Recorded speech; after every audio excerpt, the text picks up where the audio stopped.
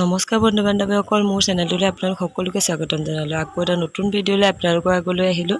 আজি কেইটামান মালপোৰা বনোৱাৰ ৰেচিপি লৈ আহিছোঁ। মই যিহেতু নামঘৰত দিবৰ বাবে বনাইছিলোঁ, ঢেঁকীতে পিঠা মই 1 কেজি চাউলৰ পিঠাগুড়ি খুন্দি ল'লোঁ আৰু এনেদৰে মই পিঠাখিনি বনাবলৈ যা যোগাৰ কৰিছোঁ আৰু আপোনালোককো ভিডিঅ'টো দেখুৱাওঁ বুলি অকণমান চেষ্টা কৰিলোঁ।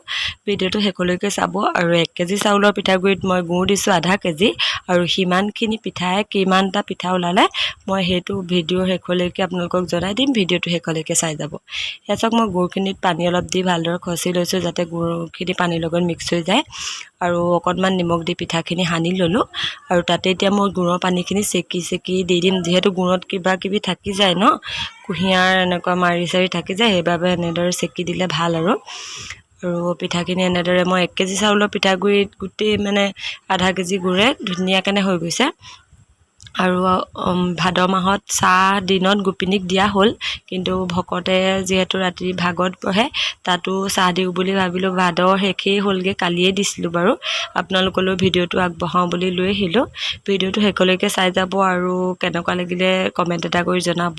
আৰু মোৰ চেনেলটো যদি নতুনকৈ চাই আছে তেনেহ'লে মোৰ চেনেলটো ছাবস্ক্ৰাইব কৰি দিব, আৰু যদি ফেচবুক পেজটোত চাই আছে তেনেহ'লে পেজটো ফ'ল' কৰি দিব। আৰু যদি পিঠাটো আপোনালোকে বনোৱা নাই, নতুনকৈ বনাই চাব। যদি ভাল লাগে এটা কমেণ্ট কৰিব। এতিয়া এনেদৰে মই গুড়খিনি এতিয়া মিক্স কৰি গোটেই পিঠাখিনি থৈ দিম 2 ঘণ্টামানৰ কাৰণে। তাৰ পাছতহে মই বনাম পিঠাখিনি। এনেদৰে চব গোটেই গুড়ৰ পানীখিনি দি দিলোঁ, আৰু তাতে পিঠাগুড়িখিনিও দি ভালদৰে মিক্স কৰি ল'ম।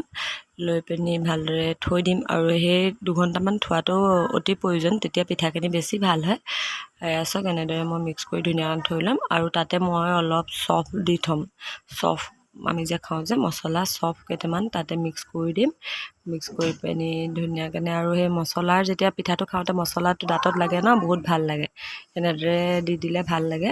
আৰু মই 2 ঘণ্টামানৰ পিছত ধুনীয়াকৈ জুইতে বনাই ল'ম এনেদৰে পিঠা। জুইত কেৰাহীখন পাতি ল'লোঁ, ৰিফাইন দি ল'লোঁ, আৰু তাতে পিঠাটো দি দিছোঁ। কিমান ধুনীয়াকৈ ফুলিছে চাওকচোন বাৰু।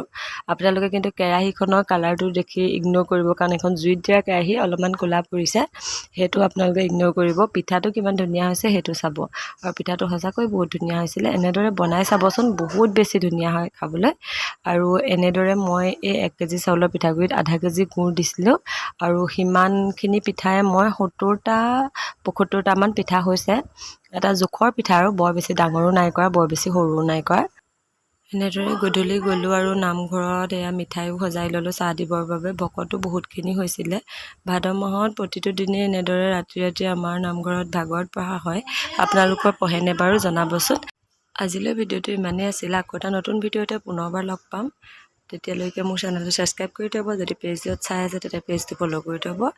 আজিলৈ বাই বাই। আৰু ভাগৱতৰ অকণমান ক্লিপ এটা দিছিলোঁ, আপোনালোকে চাব বুলি আশা কৰিছোঁ।